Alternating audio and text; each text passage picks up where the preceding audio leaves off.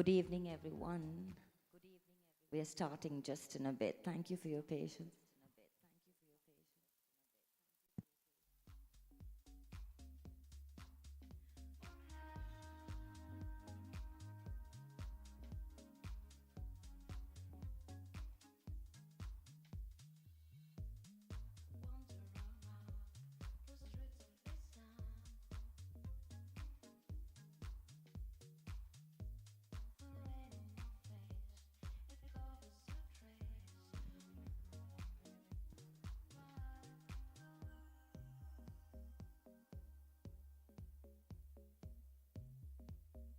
Sim, it's too loud, too loud.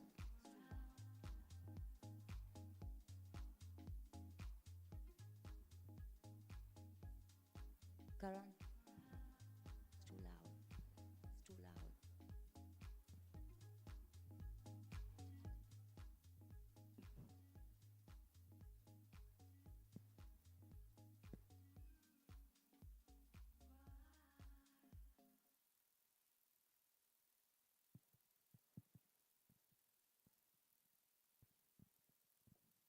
Is Sim ready? Sim, are you ready? It's okay? Yeah? I can't see.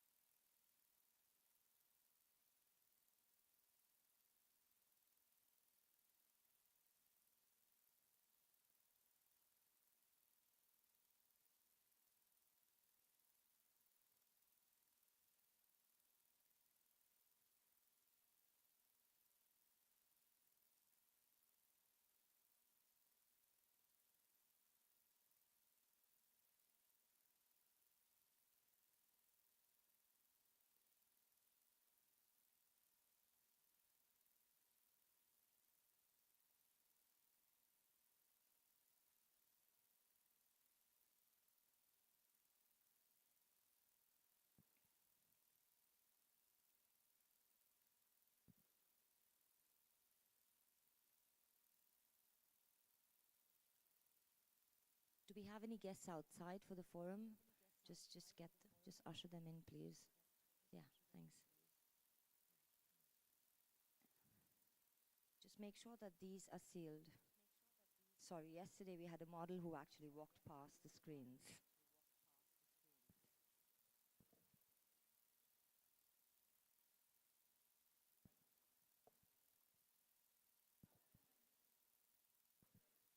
We're starting the forum.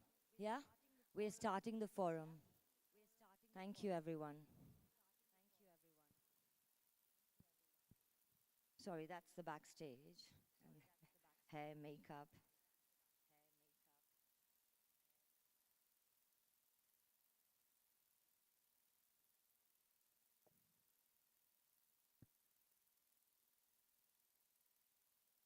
Good evening, everyone, and thanks a million for being here with us tonight, this evening.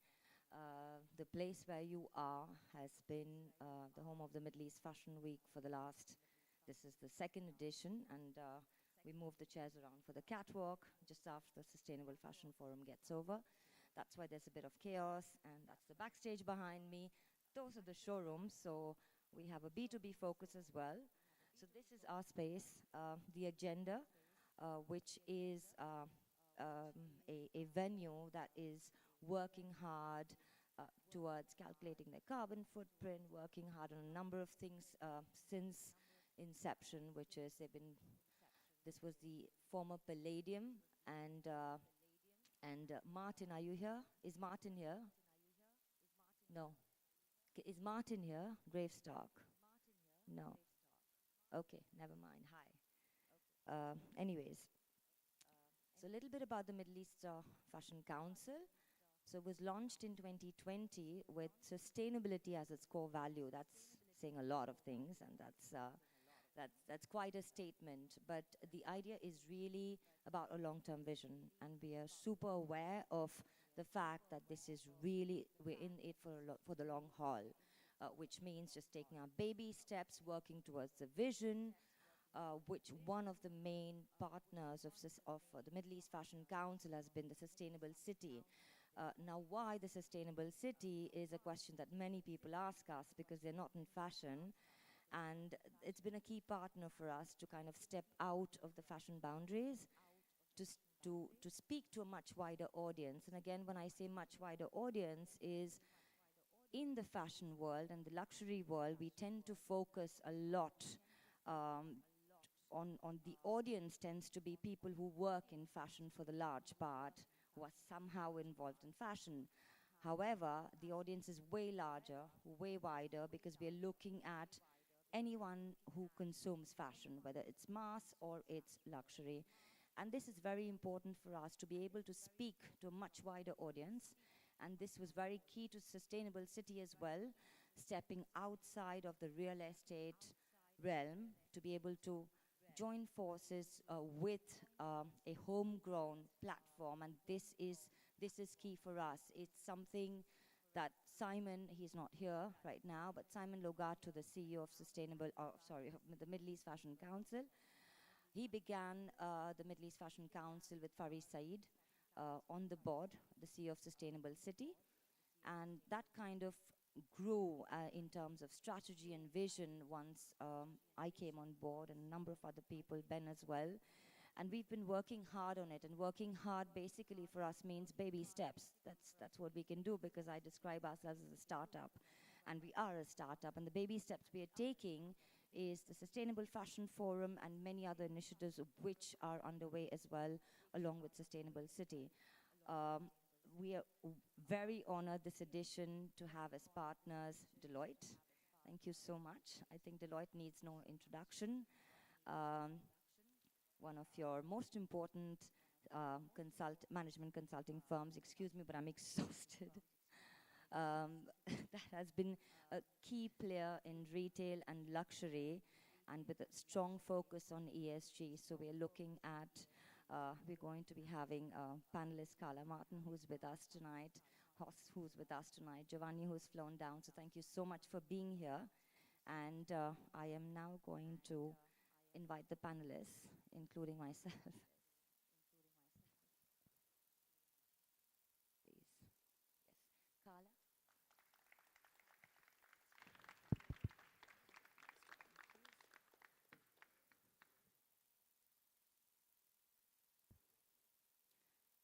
Thank you, Payal, for that wonderful introduction. And firstly, just thank you, I guess, on behalf of myself and everyone else here today. One, being a part of this, I'm a big advocate for sustainability and promoting circularity, one on a local level, but also global level. And I think you've very well carefully curated some very good strategic partners. I think if we just have people coming from the same industry, from fashion, speaking the same language, talking the same talk, there's going to be no diversity in thought. So actually bringing in strategic partners, particularly Sustainable City, from the build economy and how they've developed a lot of really smart, sustainable approaches to development, I think is very smart. So actually, to achieve sustainability in its truest sense, if possible, there'll be no sort of perfect haven here, but actually taking ideas from other industries and sort of having that cross-diversity of thought, I think will be very, very smart. So very nice to be here and present with you all today. Some of you will probably know most of the panelists today. I've got the pleasure of knowing Matteo myself quite well personally from being here in the region for a number of years. But Carla, thank you very much for joining us on this panel today, because I know you've probably traveled quite some distance, to say the least. For those of you that don't know Carla, she's the Global Managing Director for Retail Luxury Fashion.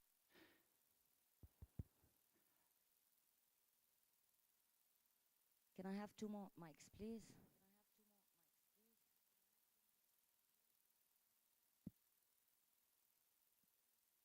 And I think clearly, obviously, worked with some fantastic organizations throughout your career. And I think from a management consulting perspective, I think, you know, you obviously play a key role in terms of bringing about change and transformation with some large corporations and no doubt SMEs as well. So thank you. Very interested to get your thoughts today in terms of the panel and sort of seeing the key trends that you're seeing with your clients. Matteo is a serial entrepreneur, an impact investor, and fellow co-founder within Taily, a very sustainable footwear sneaker brand, which originated here in the UAE. Very young entrepreneur, Ashay Bav, who studied here in university in Dubai, and very fortuitously met with Matteo at an event a few years back. I'll let Matteo introduce himself, and the products are far better than I can, but they're a fantastic disruptive brand, and I think one that really demonstrates how brands and products can be manufactured, sourced, ethically distributed for better, and it's probably an example that many in the footwear industry could look to as inspiration. And Payal, obviously, she's given a very good introduction on herself as co-founder of the Middle East Fashion Council, but also comes at this with actually a credible track record in the industry, having been a product director within Chanel, Bonpon, and a bit of an all-round go-getter, and very keen to support the initiative behind the Fashion Council. I think we've needed this here for many years in the region. We've relied too heavily on global brands coming into the region. They have a very credible place here, but I'm quite passionate about primarily promoting local designers, local talent, locally design and source will have a better impact in the context of all of this and sustainability. However, I must point out to the agenda that the irony is not lost on me that we're having a conversation around sustainability and we've got an array of plastic bottles here in front of me. So next time, I think we need to start using these reusable bottles. And these are actually a fantastic example, Ocean Bottle, of actually how you can incorporate circularity and create products that have a very good cause at the heart. But I digress slightly. The last time around, we actually had Nu Water, which is a sustainable brand, and we couldn't open the cans. So we just had to kind of... Brilliant. One for next time, though. If you could introduce yourself, Matteo, first, just in terms of obviously Taily, I think some people can obviously see the product very visibly there, but tell us a bit about the journey and how you've come to sort of create this very wonderful product today. Yep. Is on. Pronto? Yeah, is working? Okay. Thank you so much, Ben, for the very kind and interesting introduction. You know?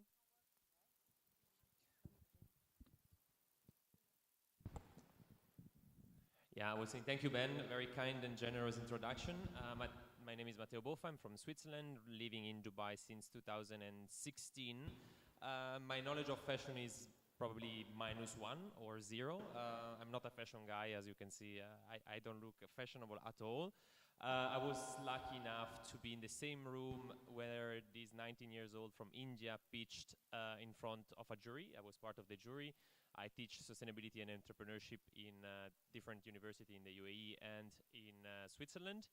And this young guy with crazy curly hair basically presented this most ugliest, was not even a pair of shoes because it was only a prototype of the left shoe that it cost him around $40 and was the most ugliest shoe I ever saw in my life. But his mission, his vision, and his passion showed me that it was actually a very good idea. It was entirely made from plastic.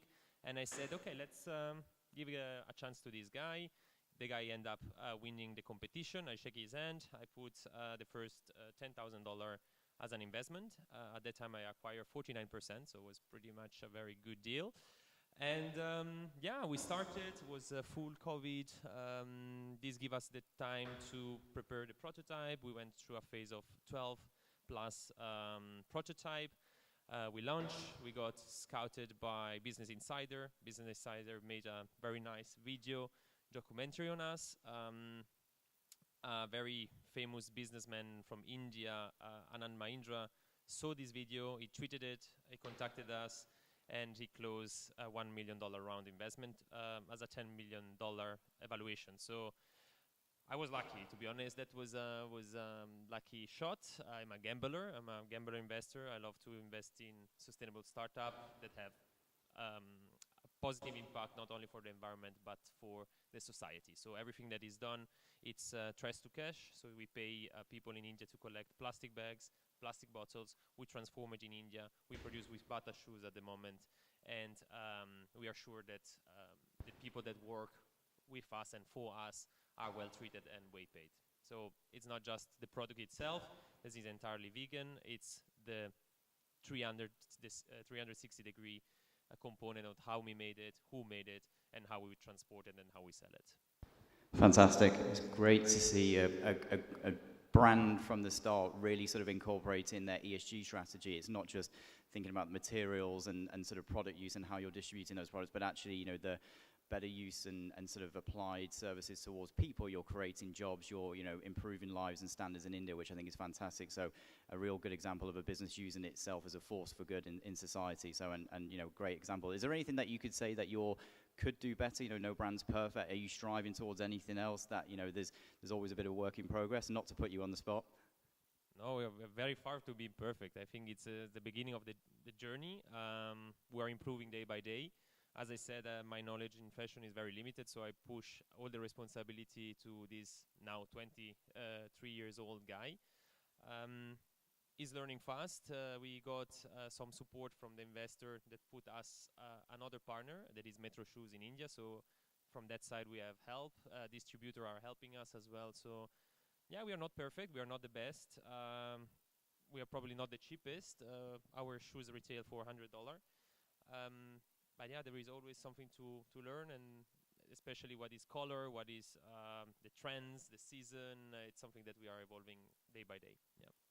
Fantastic. And Carlo, love to get your perspective in terms of the industry and what you've seen working with, you know, no doubt numerous clients around the world. You know, it's a very open-ended question, you know, in terms of the context of fashion, you know, can it ever be sustainable? Are you seeing any sort of progress, you know, based on the work that you're doing with clients that, you know, give us a bit of cause for hope or concern? Yeah, so am I on? Yeah. So I live in San Francisco, the heart of Silicon Valley, right? So we have a lot of serial entrepreneurs. And congratulations on your Series A. When you get to your Series B, the word you will start to hear over and over again is scale. Can you scale? Can you scale? Can you scale? And once fashion scales, you're going to make decisions like flying a plane over a boat to get it in a store for Christmas, right? And so when we think about sustainability, you have to think about all the moves you can make to make it sustainable, right? And I think a lot of our clients are saying, like, if we can't control having to fly it because we need to get it into stores for Christmas because we're at scale, can we go back to the farms where they farm it, right? So we're seeing some clients do what I call farm to label, right? Really being able to use blockchain technologies to track where the cows are raised, and did they have one bad day, and how are, you know, where the farms are like. But I think something Matteo said is important to me personally, and I think what we do at Deloitte is people talk about ESG, but we often forget about the E and the G, right? So S is sustainable, E is equitable, right? So thinking about where are your trucks loading, right? They tend to load in neighborhoods where poor people and people of color live, right? And women and children live there disproportionately. Can you change where you distribute product so that you're not doing that? Can you use electric trucks when you're locally distributing? Like, what does your governance structure look like, to your point, right? Is your board diverse enough so that the countries where you're likely to have impact also are represented on your board, right? So I think when you look at it all together, fashion can get more sustainable. I don't know that I think it can be local. To your point, the more local you are, the more you can be sustainable. It also is more expensive, right? And most people, you know, can't afford $100 for a pair of shoes. And so you have to be able to get it at scale, and that's hard to do locally. Pearl, do you have anything to add in terms of what you've seen from a consulting background too, and the pleasure of obviously working with a lot of talented designers locally? I think I 100% agree with what Carla says. So I am a product value chain person. That's what I've done all my career, which is right from design all the way to the store and back. And I think a very important lesson that I learned along the way, if I go back in the day when we relaunched Givenchy in 2005, and there were things that you just couldn't do. And again, I'm speaking about a luxury brand, so I can't even imagine the scale in a mass market brand, right? So when we were selling back in the day, like just really small, you're talking about 20 pieces per style, and then you scale up. Now the problem there is, when you're going fast, there's no design thinking in terms of sustainability. And I think this is the important part, is that you need to start thinking about sustainability when you're designing, not when you finished your product development, not when it's in. So in terms of the product, as far as the value chain is concerned, I think you really need to start as early as possible, which is before it gets to the drawing board and all the way up. And in terms of scalability, Carla is just completely right that when you start scaling up, you need to make very, very crucial decisions, whether you are able to scale up, whether you have the right talent for it, where you're sourcing from, how you're sourcing, and again, it comes down to just a number of questions in a very, very complex subject here, because we can all speak about sustainability as much as we'd like to, but the hard reality is that when you're sourcing from 3 or 4 different or 10 different countries and you scale up, you might have to source from 30 different countries, which was my case, and you're looking at, about at Chanel, or I don't want, not give names out, but you're looking at about 300 suppliers any given point of time, and which is 300 main suppliers, and then that trickles down to about 5,000 suppliers. How do you control that? And I think that's the difficult part, because then there's certifications and what have you, but the reality down the line in a factory that you have on paper is one thing, and the reality is another thing. And that's where corporate governance also steps in. And I think it's not a simple subject at all to deal with. So, I think the responsibility is really lies down to every brand, whether you are in the mass industry, which is okay, you're looking at garments which are made for 50 cents, €1, all the way up to the luxury industry. But the question here is, how do you manage and balance scale? How do you manage and balance scale? And the bigger you are, the bigger you grow. That's where the complex challenges are. And then you're talking about governments, you're talking about regulations, you're talking about a number of complex things here. And that's where the brand often overrides the commercials, or vice versa. The commercials override the brand in terms of, obviously, that purpose you initially set out the brand, and hopefully this won't be the case for Tailey, but you've got you're mission orientated, you're set out from the courses to do things the right way. But often, and this is not to single Tailey out this way, and hopefully it won't come to this, but I think this is where investors that have a long-term strategy will be able to help brands, sustainably scale, as opposed to, looking for quick wins. A lifetime in cycle investment is normally 5 to 7 years. Brands who are out there, doing things for good should be given more time and leeway. I mean, often, investors don't have that sort of time and luxury, but this is where I think, we will have a better success rate and avoid mortality rate, or brands switching and reverting back to old behaviors.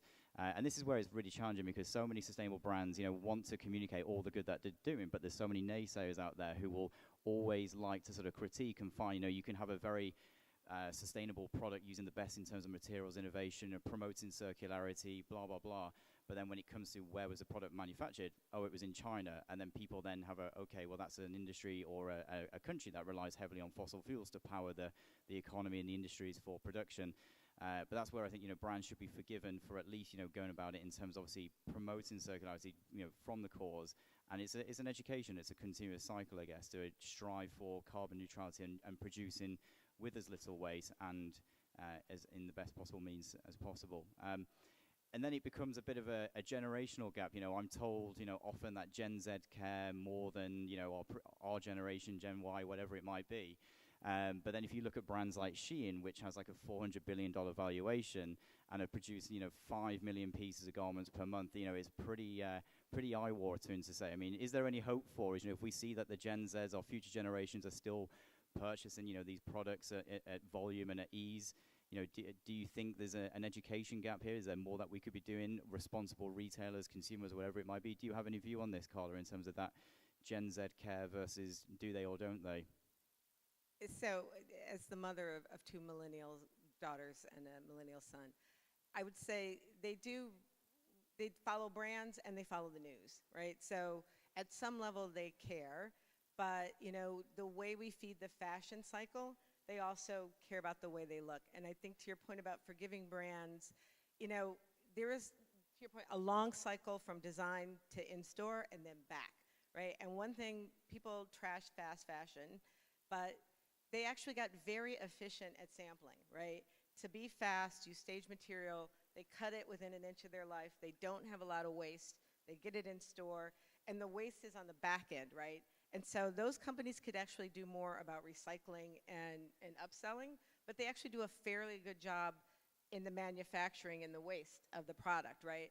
And I think, you know, to say they don't care, it's just that that's not where all the economic buying power is, right? And so they care a lot about the world they're inheriting, but they don't have the money to make it so. I think what you need is, you know, companies like yours and serial entrepreneurs who are trying at scale, right? You know, and don't get lost, right? But it's true, and people often say, you know, they say bad things about Walmart, but one of the things, at least in the U.S., when Walmart decided they wanted to be organic, suddenly organic farming was actually doable, right? Before then, people said you can't do it. You can have small farms. They were really they were really expensive. And then Walmart said, you know, people who shop at Walmart also like to feed their family clean, good, organic food.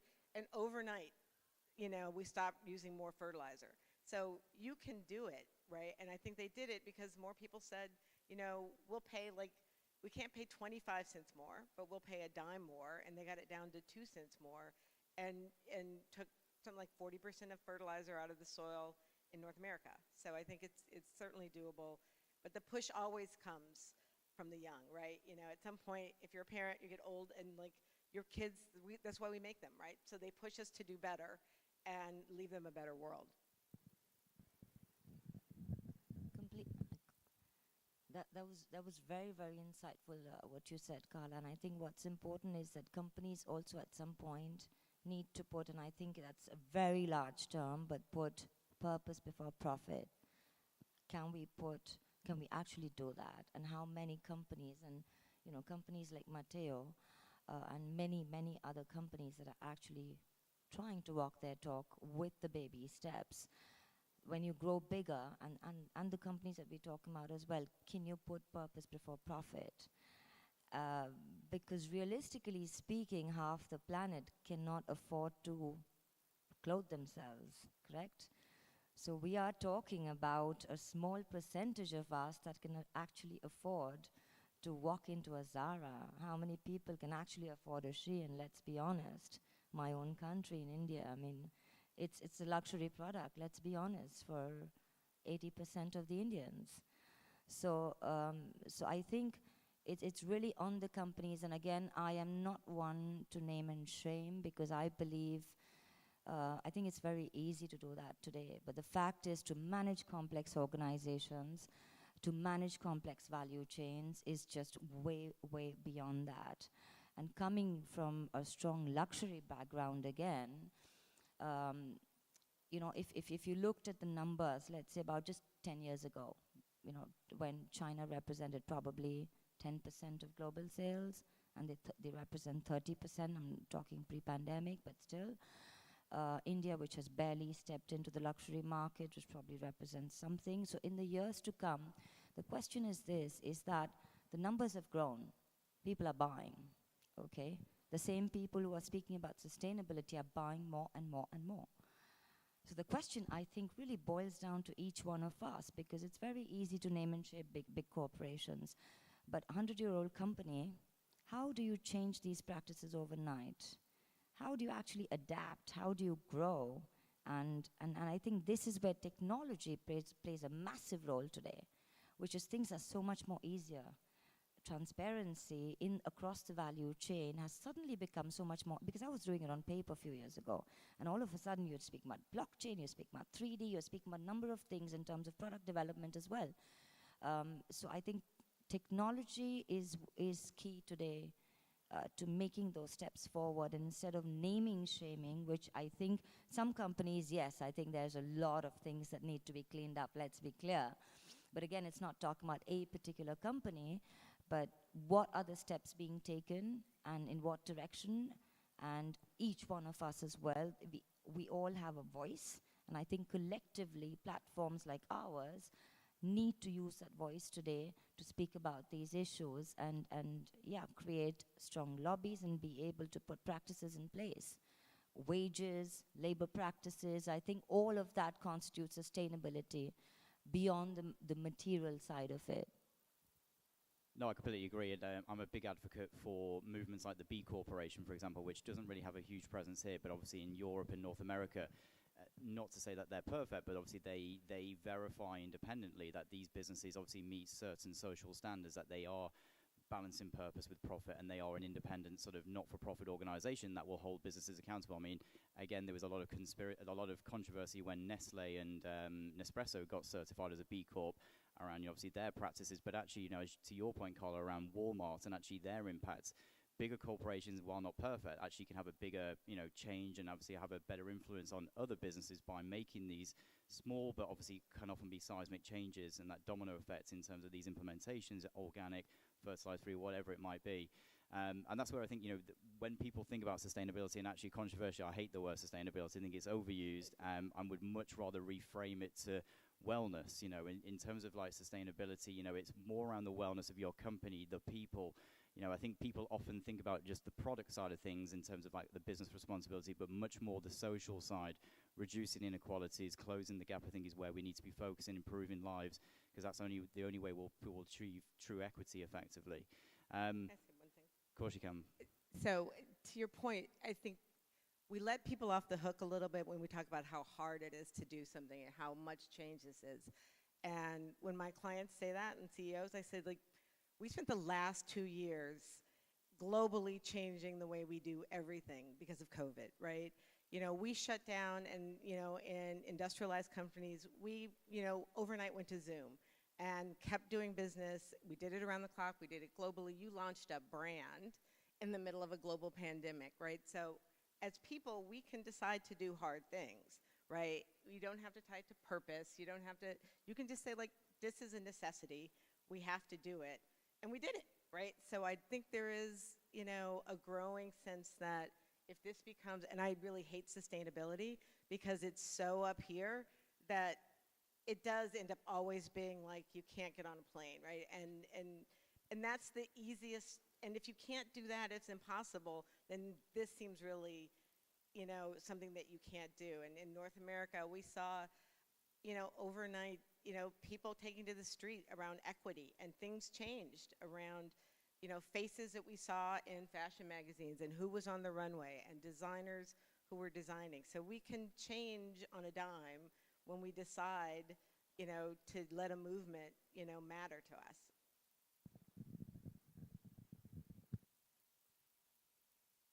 I don't know how much time we've got left. I don't know if we wanted to open the forum up for Q&A, but Matteo, please feel free to add.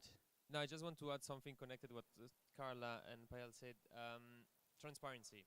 Nowadays, generation are following news and trends, and everybody with a phone can be a journalist.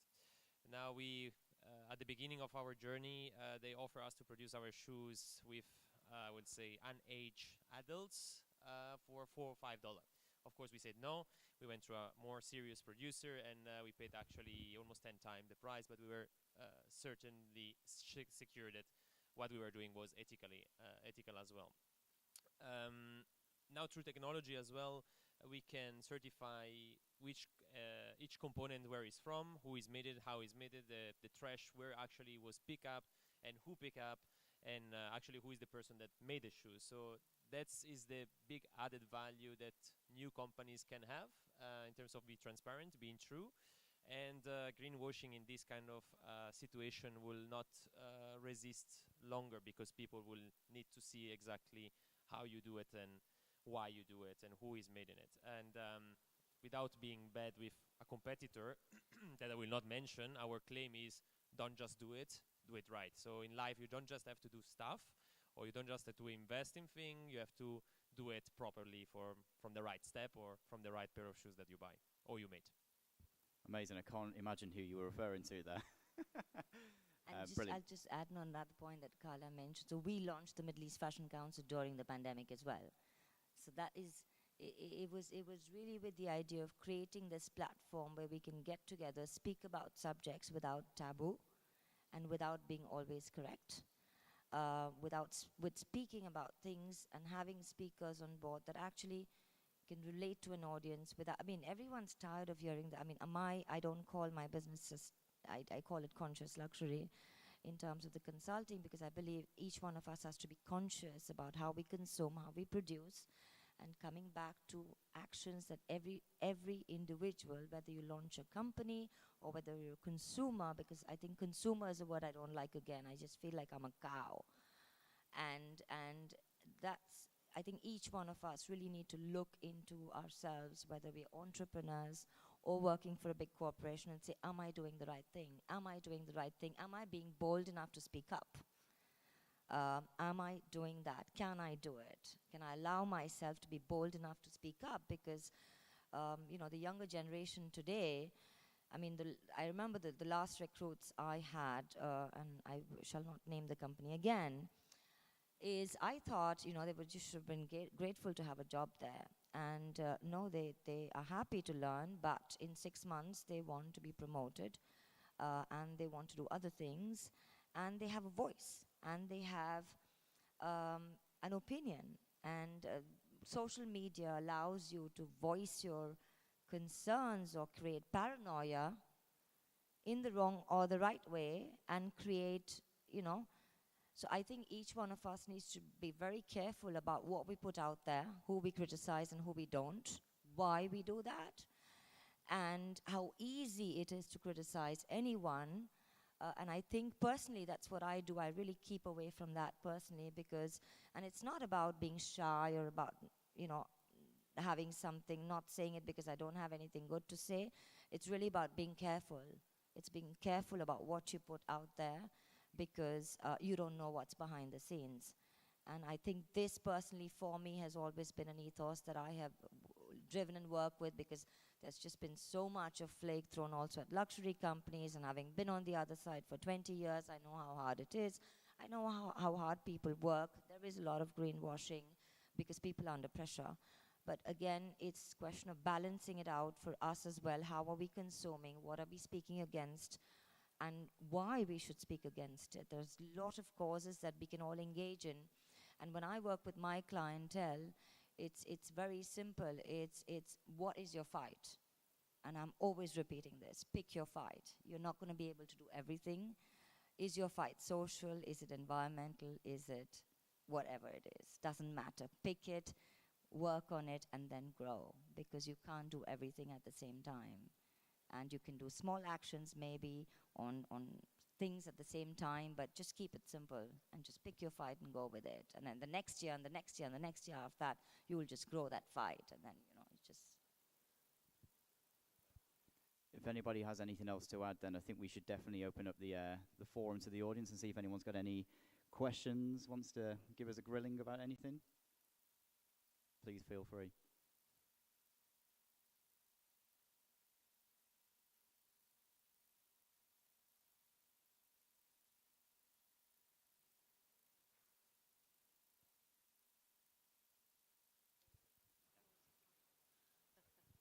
Hi, thanks everyone.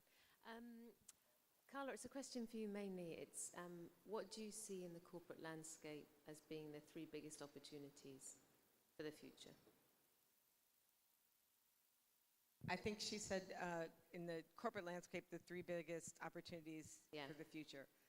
I think for sure equity across the board, right? Making sure that the C-suite and the boardroom looks like the people that they're trying to serve. I think, you know, in Europe and in the Middle East more and in North America, the way boards changes the way people think about what is important, right? And as more women got in the boardroom, we saw big changes in how people thought about, you know, women's advancement and things like maternity leave. The more diverse voices you have in executive suites and in the boardroom, that makes a huge difference in terms of equity.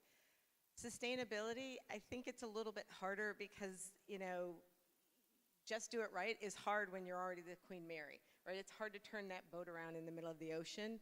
I think, you know, Patagonia got it right. You know, they agreed to pull product when they were trying to do nets from the ocean and make them in the hat, and they cut their SKU count by 50%. Now, the market wasn't nuts about that, and they lost a lot of shareholder value, but, you know, they were a private company, and then just turning it over so now the Earth is their only customer. that's a huge change. Do I think, big companies can do that tomorrow? No, but I think they're looking at that and saying, like, people will pay extra for people who are actually doing that. So I think the little steps that you see, I think there's some greenwashing. I think people mean what they say. I just think they don't really know how to think themselves out of the processes and the way they've always done something to do something new. And so I think the companies that are really doing it, B Corps, I think even multi-brand companies are turning some of their brands into B Corps and trying to do it a different way just to see if they can do it. And then I think consumers, right? We are consumers. We do consume. Like thinking about, the end of life of what we use, right? We throw a lot of things away, right? And if you have teenage kids, they go through this huge phase where they want to only do thrifting. And I think that's a great way to do it, right? Everything in our house, if something comes in, something has to go out. And it's a small action, but I think it's just sort of, so we start thinking about, do we need this extra thing? And I think partially as you get older, things matter less and your time matters more, and you start to give more of your time to things that have more purpose, right? And I think just doing that every day, just getting up and doing one thing a day, right? It's as I tell people, I have a really crappy meditation practice. I can't sit still, but I can have one deep breath session a day, and it sort of changes the day. Like, I'm not trying to change the whole month. I'm not trying to do, everything big, because I'll just drop it, but one thing a day, I think everybody can do that.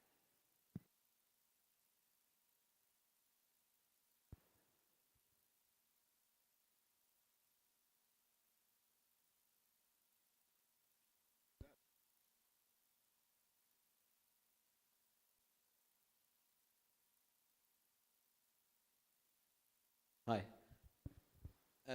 One of the words I think missing from the subtitle is potentially responsibility, and I'm wondering how we share the responsibility either from a consumer or even, it's quite timely we have the COP event taking place, so what type of responsibility does the government have to set some of these boundaries, and how can that be managed? So I don't even know what's going on in my country in terms of the government, and don't anybody tell me, please. Just wait till I get home. I think responsibility is hard, right? Because, corporations are very rarely owned by, if you have the luxury to be a private company, you can take all the responsibility that so Matteo has complete responsibility, but you still have investors, right? And they still expect something, but it's not the same thing as having shareholders.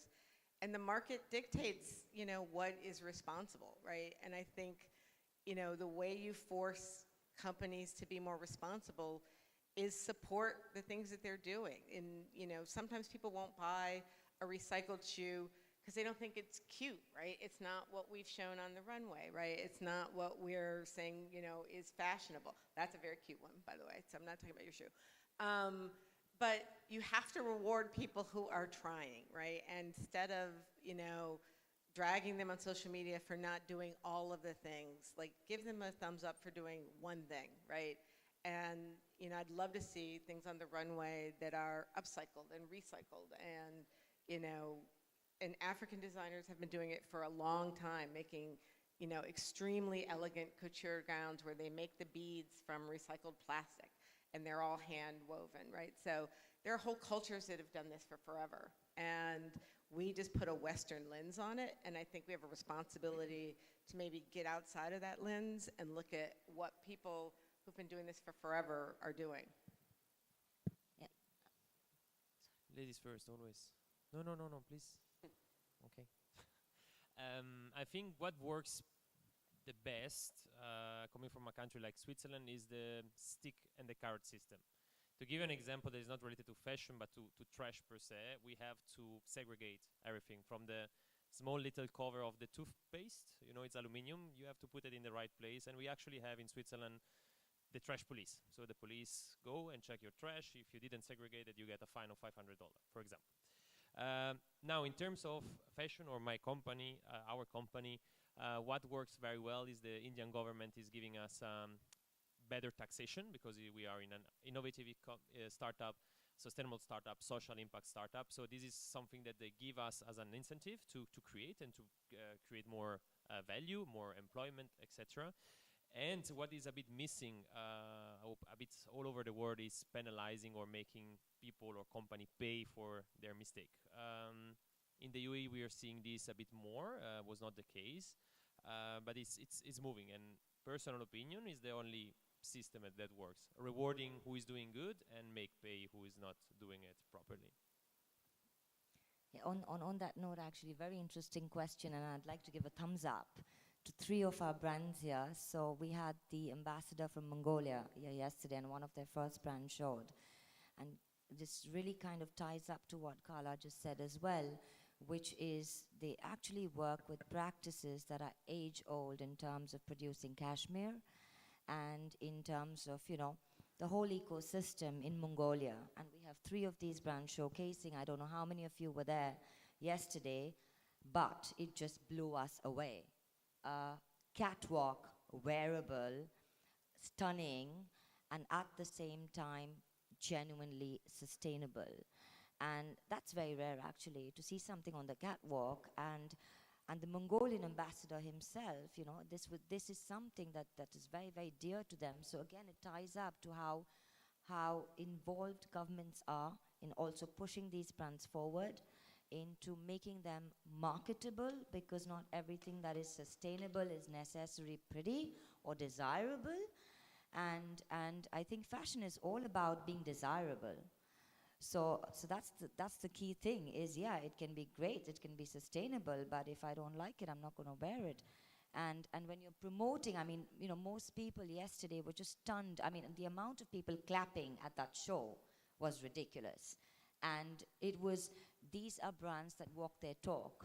The brand that showcased yesterday, for example, was Nullor, and you can take a look at the show.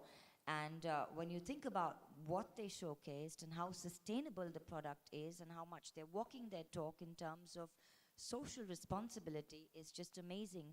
So that's part of the Middle East Fashion Council agenda as well, which is having these brands that walk their talk. And then we don't close our doors to anyone, because then the whole idea is to be able to mentor and guide the brands that actually want to move, take those baby steps and work along the way with us in becoming sustainable and picking their fight. And that's what the council and, you know, Ben's work particularly with us and the Deloitte teams, these are the kind of things we're looking at. And in just very simple words, nothing fancy, just how simple, what can we do and what can we do to get there, and how we can collectively make a difference. Yeah, and I think going back to your point in terms of the framing around responsibility, I think absolutely right. I think, you know, really, you know, we've sort of putting the question and the pressure on the consumers when actually it's not their fault, it's not their responsibility per se. They can make conscious choices, but actually it starts at the top. I mean, government need to level the playing field effectively in terms of their policy making. If I compare it to, say, the death of retail and high street and how digital overtook that, it wasn't a level playing field. You know, certain e-commerce businesses didn't pay the sort of same tax rates as, you know, physical retail outlets. The same could apply, and this is the way I see it going in terms of you know, sustainable fashion brands, and the challenges they will face is they're trying to do things right, but the playing field isn't level in the context of how they can source. You know, they need to scale to sort of, you know, be able to sort of do things in the right way. So I think, you know, there needs to be a government intervention, policy making that makes it fairer in terms of tax breaks if they are demonstrating that they're acting responsibly. So yeah, I think it really starts at the top. And not to go back to B Corp, and I promise you I'm not working for B Corp, but I do really value the purpose behind what they do, because the sole purpose behind B Corp, aside from obviously holding companies accountable and verifying that they do meet the highest in terms of social standards, but actually they want to try and change legislation. So the sole purpose of a director in the UK, and I think it goes to Article 32.1, which is the sole purpose of a director in the UK is to create shareholder value. And that in today's day and age is pretty outdated in the context of climate change. You know, our biggest stakeholder really is the planet. Without a hospitable planet, we don't have a business effectively. So really, that sort of legislation and more companies that are signing up for B Corp have a better opportunity to influence government at a top line level. So that's possibly my parting gift for you all. And I think the one I didn't want to punt your question on responsibility, right? So what I always say is Arthur Ashe was one of my personal heroes, though I never saw him play tennis. And he had, when everybody asked him, like, what did you do when you were the only black tennis player? He said, you know, start where you are, use what you have, do what you can, right? And I think that works for whatever. If you're trying to get equity, if you're trying to get sustainability, you're trying to change governance, you can do one of those three things no matter where you are, and you can make big changes. So that's my parting words.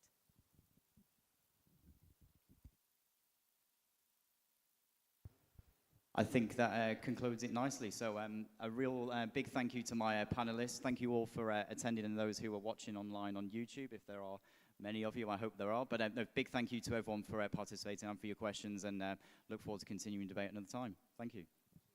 Thank you so much.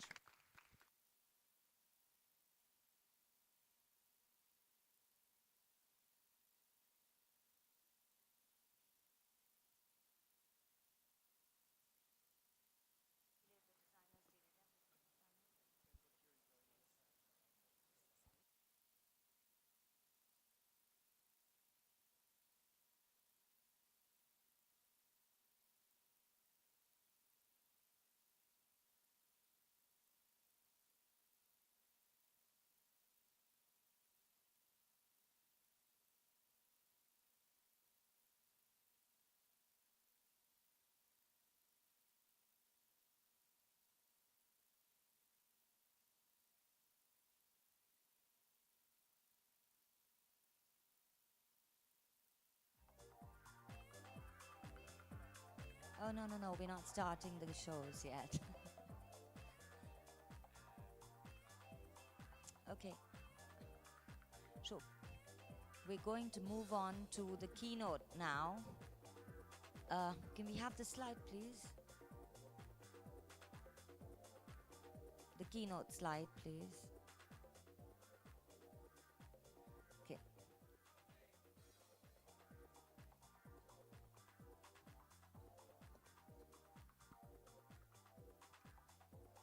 Can I have the keynote slide, please, with Hossein? Ah, okay. No, it's the other way. Two screens, and the center screen is Sim. Thank you. Thank you. Perfect. Hossein, please. Okay, it is my huge honor to welcome Hossein Moghaddas. What do I say about Hossein? He's just very engaged, a fine human being, a super fine professional that I have had the honor of knowing, and I believe the partnership with the Middle East Fashion Council, we are just very, very, very grateful to have you on board. You and all of the teams at Deloitte, and it just means a lot to us. So Hossein is a partner at Deloitte, as we can see, based in the Middle East, and I shall leave Hossein to it. Good evening, everyone. Can you hear me? Yeah. Hi. So I'm not going to bore you with too many slides, but there will be some slides because I think you would expect it of a consultant. Otherwise, that wouldn't be really hip. However, what I'm going to do is very quickly just give you an intro, and I'll speed read this for you because my English is pretty good, and I can read it very quickly. So why am I here? Because of fashion, because I was the CEO of Net-a-Porter in the Middle East for 4.5 years. But what can I tell you that I didn't enjoy about that? Was I remember around 6 years ago that when you talked about sustainability, everyone's answer was, yeah, sure, we can do that. But there was no real material. There was really no guts to it. What I'm pleased about to say now is Net-a-Porter doesn't sell fur, which is a step in the right direction. And the other thing I would say is I love challenging people. I really love to say, it's great, Hossein, you've got this wonderful, organic Ralph Lauren shirt. But if that organic cotton came from somewhere that used all of the Aral Sea to water it, then how does that make it good? It doesn't make it good at all. It might feel good, but it doesn't make it good. So it is really important that we understand where everything comes from. Now, very quickly, I have worked for other brands, Ralph Lauren, and I still wear their label, and Burberry. I launched Burberry through Asia and Japan on the e-commerce side of things. So that's my only statement, re fashion, and the rest is just what you see. However, what I am going to say is that it really matters what we all do individually, because that goes up to government level, as the panel said.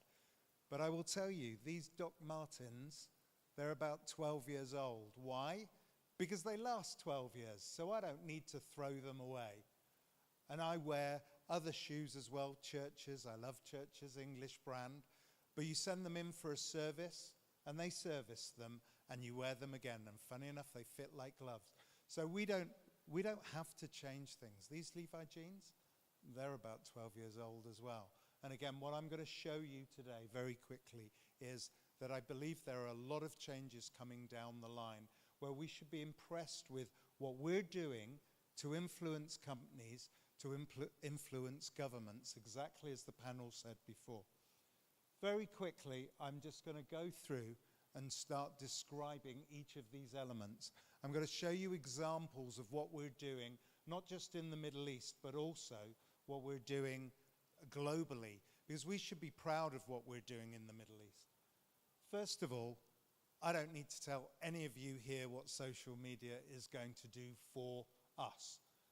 I'm a baby boomer, i.e. I'm very old, so forget X's and Y's and Z's and alpha. I am a baby boomer. But where does sustainability start? Right here. That's where it really starts. And if you don't think it starts here, then you can't start wearing your jeans a bit longer.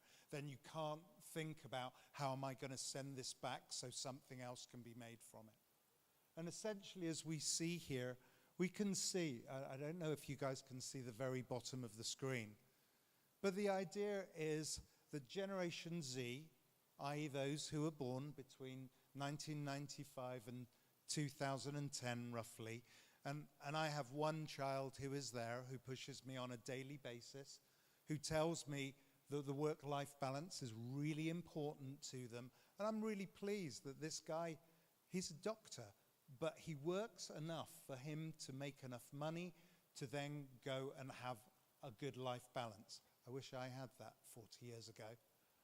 But we can see that we have a lot of relationships with companies, such as you get an in-store experience. We don't want necessarily to go to a store and only have a physical experience. We want a digital experience. We want to move on to seeing companies like Zara working with others as well. We want to be able to see that a company that's a social company, TikTok, working with others to actually coexist and start delivering food. So these trends that we're seeing, and the very last trend is the one that I want to spend a little time on. So what's important for us as brands and retailers with this company called Souk? What they do is they take empty space in a warehouse, or they take an empty space in the mall. And instead of it being empty and just wasting energy, they grab a brand and then they will start a FOMO event. So this shirt, it's only available this weekend. The store's being used, the landlord is happy, the brand is happy because they didn't set the store up. And essentially it is using things that are available to be used and not wasting it. Moving on, I also want to point out things that we do in the Middle East that we're pushing out to the rest of the world. So these trends that are coming, I mean, most of you are looking at the grocery delivery here. Who hasn't ordered something and demanded it in 10 minutes? Is that the right thing to do? Should we think about the social element? What about the guy on the motorbike who's delivering it? Well, I'm really pleased that companies like Uber, for example, are now giving their drivers holiday pay. So it's all very well us saying what is the 10-minute delivery And yeah, we live in Dubai. You want an ice cream in 10 minutes? You go and order an ice cream in 10 minutes. And when I'm back at home, and as you can tell, I'm English, I live in St. Albans, if I say to my friends I can get an ice cream in 10 minutes, they just think I'm incredibly lazy, that I didn't go down the store and buy it myself. But the point is, I think the last bit of science fiction you see on this slide, this isn't science fiction, this is reality. We're seeing this starting now in Dubai. We're seeing the ability to go in and order something, have it delivered by a delivery company by drone and dropped again onto our balcony. I live on the 18th floor. I get it dropped there at the time I want it. Again, the important thing about these trends is it's got to be delivered at the time I want it. There's no point someone coming back 3 times to deliver the shirt that I've just ordered. The point is, if I say I'm there tomorrow morning, don't call me today and tell me, oh, it's kind of 6:15, Hussein, I'm here, I'm outside your door, because it's just a waste of time, resource, energy. Moving on, and I'm trying to be quick with these slides. This is really important because now we start to move towards the sustainability trends that we're seeing. We are seeing companies like H&M working with others to have cafes in their stores as well. We're seeing Noon working with companies that you wouldn't necessarily, they have expertise. The only company that I do believe when they decide they're going to do something and they're going to do it well is Amazon. So for all of the brand owners out here, thinking Amazon can't do fashion, can't do luxury, just be careful. They are the sleeping tiger in the room. They will wake up one day and say, and you'll say, hang on, Hussein, they've already started doing luxury, and they have. So again, you can't say someone can't come along and do it. They are doing it, and they will do it well. But as we go towards the last element on the slide, it's what Carla said. She's absolutely right, that we can't just blame huge companies like IKEA for wasting energy. As soon as IKEA says, I'm going to go to sustainable, renewable energy, then what they change immediately does matter. Now, I do believe that the board members of IKEA are individual human beings. They sit there, they're on the board. We have to convince them and we have to talk about them.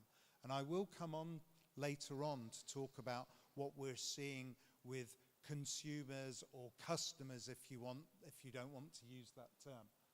But again, these are elements that we know are absolutely true. So I do know when my Doc Martens are running out of the sole is flattening because I've worn them so long, I just box them up and I send them back, and we see Converse is doing this now. Or moving on, we see that Timberland, these are all big corporate names. Why? I'm a partner with Deloitte. I'm generally speaking to large corporates, which does make a difference. But essentially, this is true for everyone. If you want the docs to last 12 years, just send them back once every 2 years and get a new pair of soles put onto them. So essentially, if you go to Google now, where it was fun, this watch that I bought 6, 7 years ago, I remember going to Google and watching the unboxing of it. What is now being cool is the reboxing of it and sending it back. Speeding up here, again, we have great examples, and I remember we were having a chat yesterday about what Pepsi are doing with Dubai Can.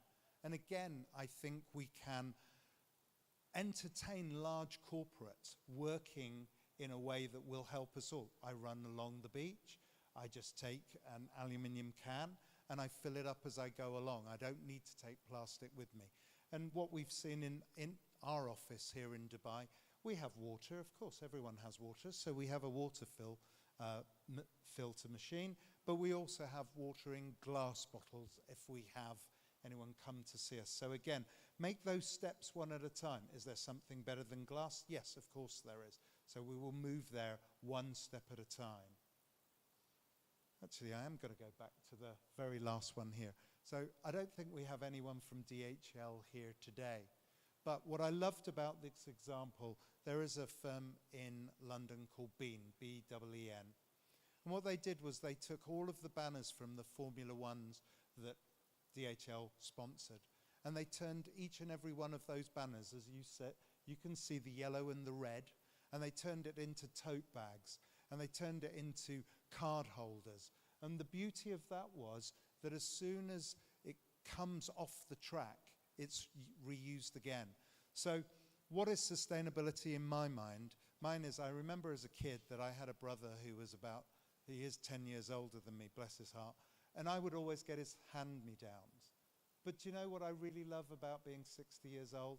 Is my son now thinks it's really cool to wear some of my stuff that's 20 years old because it's retro. That is sustainability in one step and one form, because it gets reused, and that's what we've got to do.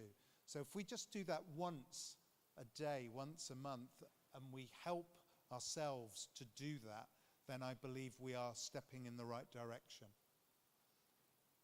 So, why did I want to talk about the Global Tracker? The Deloitte Global Tracker is really described as being customer sentiment. It's what is the customer actually doing, and what are they thinking, and why are they thinking like this?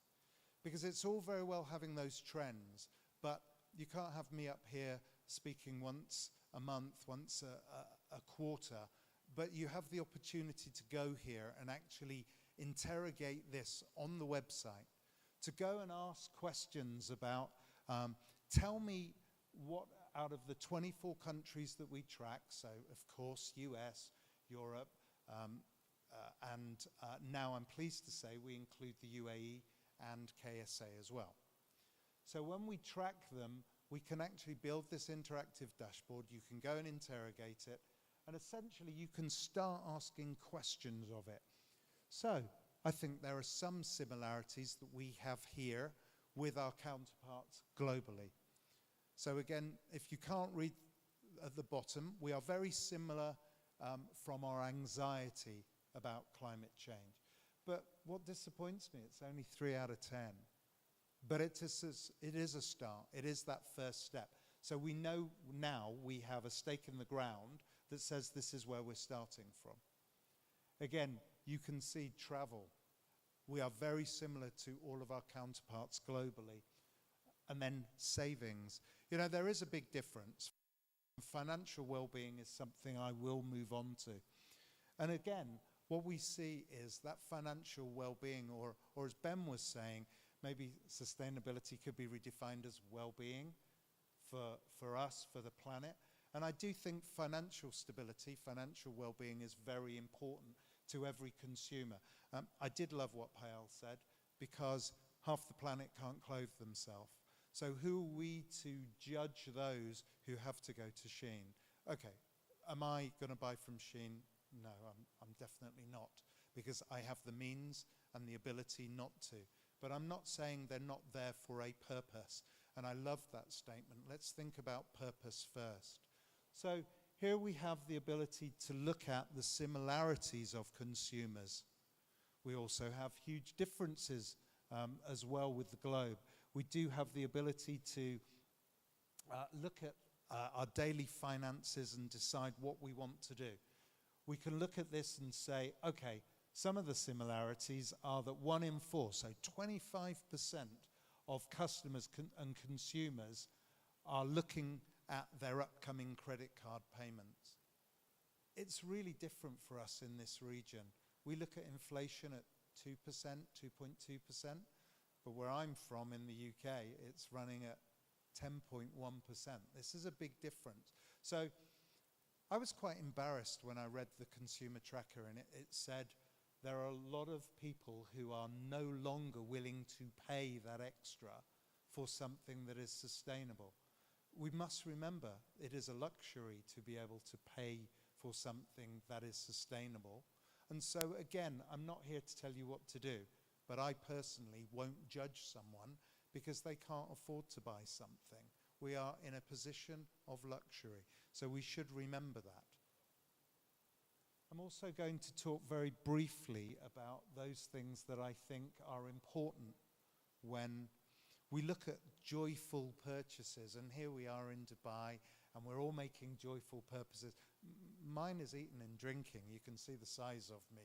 It definitely runs my life. But that's why I want to go to brunch. And why do I go to brunch? And you might think this is a silly example, but it makes a big difference to me, because what I want to do is I want to go to locations where they practice zero waste. And again, when you go to the hospitality industry, they will tell you that a buffet is by far the best way to avoid waste. And we think, oh, it's a buffet, and then there's a huge amount of food, and that'll all get wasted. The irony is there is significantly more waste with a la carte than there is with buffet. Okay, I prefer sitting at the table and having it brought to me. But again, these are things that we should be aware of, and these are things that we need to understand. And as we go through each of these financial well-being tags, we see that there are many things that we can do and many things that we can consider that will help us all to deliver a better planet for us to continue living in. I'm going to quickly again run through these as well, because I promised you I'd try not to kill you with PowerPoint, and I am doing a good job at killing you. And again, it is my time is nearly up. But essentially, I think each of these points are very important for us to consider. And what I would suggest is just go on to the Deloitte website and type in Global Tracker, and you'll be able to find it and play with it yourself. And I think it will help in each of the industries you're in, whether it's fashion, well, consumers are everywhere. And we talk about consumers and we talk about customers. We are all absolutely experts. We are all customers. I mean, it's 20 years ago, longer, since we bought our first plane ticket online. We all know e-commerce. We all know what we hate. We all know what we love. So again, it's our responsibility to live our best life. And that's what we can do. And here, what we're looking at is the differences that the Middle East are experiencing. So the Middle East is in a very luxurious position. And it's ironic, isn't it? Why? Because the biggest pollutant in the world, being oil and gas, and then embarrassingly fashion for sure, is the one that actually helps the Middle East in delivering all of the good things that we love about the Middle East. So on one side, fine, be judgmental, but think about it. Think about it from your own heart. Think how you're going to use that knowledge. Think about, I used to drive my kids to school. It was a mile. Okay, 1.5 kilometers. We're local, aren't we? So for me, now, I can't do that in Dubai. If I had kids and I want to get to school and it's 10 minutes drive away, you can't ask someone at 45C to walk to school. It's a nonsense. But you can put them in a bus. So again, it's really important that we understand how we pull this together to do the right thing. I'm really going to run through this very quickly, because in the interest of time, I think it's important that I don't keep you waiting. I'm going to go to my very last slide. The good news is that we can no longer look at ourselves as a region called the Middle East. 20 years ago when I was in marketing and retail, there was a region called the Middle East. There was even a region called Scandinavia, and it was made up of a whole bunch of countries, and a region here with the Middle East that we had a whole region, and there was a lot of sand there, and there was a shopping center in the middle of it, and that's what the Middle East was. The good news is today that the Middle East can be broken down not only by country, but city by city. So what we do here in Dubai is extremely different to what Abu Dhabi does. And Jeddah is not the same as Riyadh, quite frankly. So here we have the ability to influence. I'm really pleased to say that the number of Emiratis who are talking to their friends about sustainability and the planet is greater than those in Saudi. So when I go and present this in Saudi, I challenge them to say, on the next tracker, can you please beat your Emirati friends?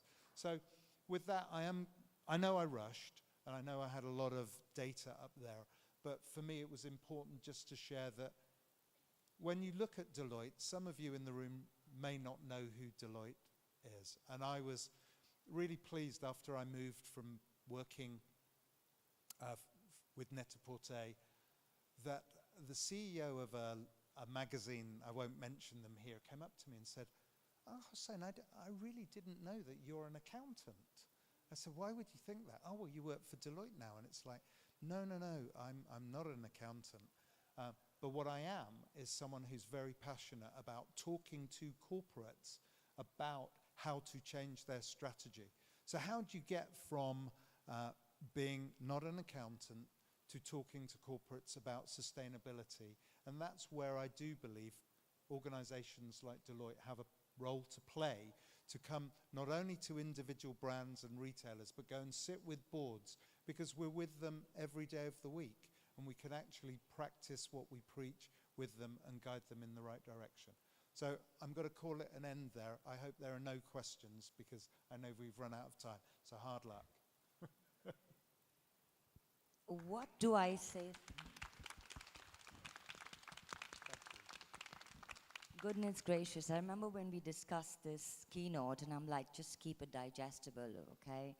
And this was beyond digestible. I was looking forward to this, and I don't know the sentiment that you guys have, but I'm like, okay, now I just feel so much more prouder of our partners as Middle East Fashion Council to be able to bring this kind of data, be able to, you know, address people, and we'll grow bigger and bigger as we grow, and we're really talking about speaking to everyone here. And thank you for speaking to everyone, and not as an accountant, which you're not,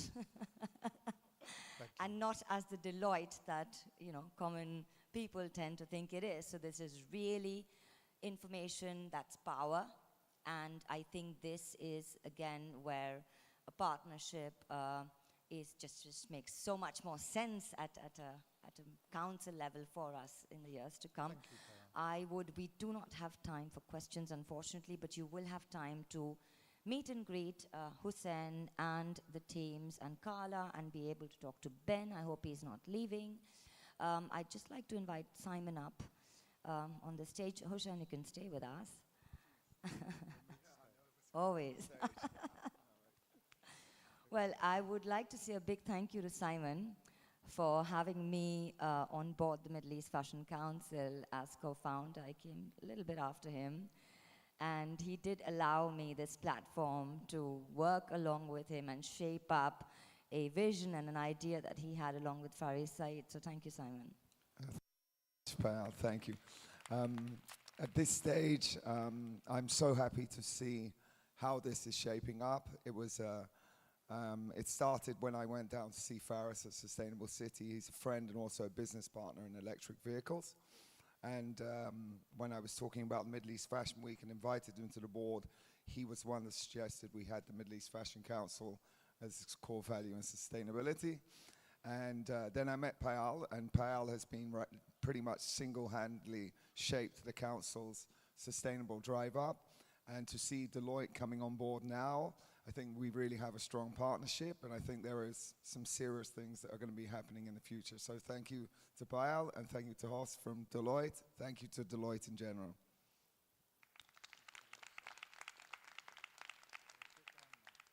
One last thing, if you are staying for drinks, can you please go to the front and get a wristband?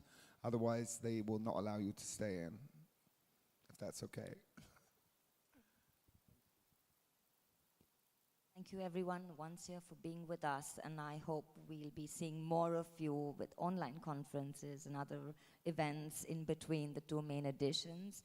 So I really look forward to seeing all of you. Follow us, share what we've been doing. We've been live on YouTube today and on Instagram, is that correct? And yeah, just let's stick together, keep the conversation going, and look forward to seeing all of you all again. This evening, do you want to announce I hope some of you are with us The this lineup, evening. yeah, we have 4 designers tonight. Lamviri starting, then Red Camel, then Gary Mon, yeah. and then the super famous local designer from the Philippines, Michael Cinco. So you should stay around for that. We'll be packed. Yeah, Michael Cinco is launching his Ready to Wear line with us this evening, and it looks very cool. So I do hope some of you will be behind to watch that this evening in this very space. Thank you so very much.